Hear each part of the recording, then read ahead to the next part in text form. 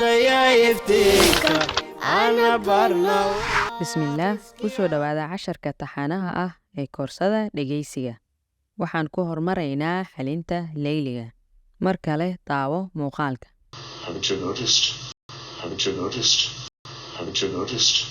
wuxuu dhahay haven't you noticed? Haven't you noticed? Haven't you noticed?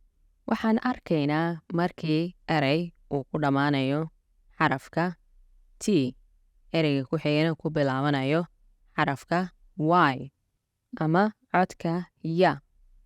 waxaa ka dhexdhacayo linking, waa laisku xirayaa ama laisku qabanayaa. waxaa ka dhashanaya codkan ama waxaa loo maqlayaa sida tan sha sha, ch sound, codka ch. tusaale waxa u ah adigoo ku dhawaaqay sidoo kale chocolate. okay, waxaan arkaynaa markii haven't you si dhaqsi ah loogu dhawaaqayo waxay noqonaysaa maadaama ay linking ka dhexdhacayo xarafka T-da iyo Y-da aan hore usoo sheegnay codka ka dhashanayana uu noqonayo sha. waxay noqonaysaa haven't you? Haven't you noticed?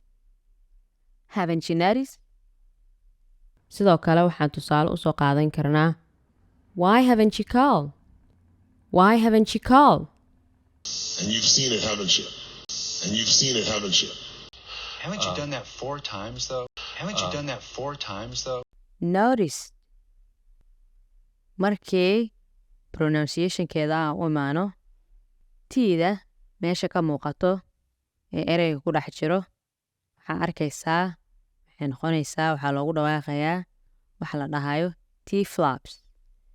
so T-da dhawaaq ahaan uma maqlaysid, waxaa u maqlaysaa sida dha. T iyo dha wax u dhexeeyo kale ayaa u maqlaysaa. Notice. Notice. Haven't you noticed? Haven't you noticed? waxaan u gudbaynaa sharaxaadda assignmentigii xigay. mar kale daawo muuqaalka. So why'd you come back? So why'd you come back? So why'd you come back? wuxuu dhahay so why did you come back? So why'd you come back? So why'd you come back? okay, waxaan arkaynaa did iyo you waxaa ka dhexdhacayo linking, waa laisku daba qabanayaa ama laisku xiriirinayaa, waa laisku xirayaa. waxayna noqonaysaa maqal ahaan waxaad u maqlaysaa qoraalka hoos ku xusan ee ah didya didya. Didya. marka waxay noqonaysaa dhawaaq ahaan haddaan jumladda dhan aan ku dhawaaqno why did you come back?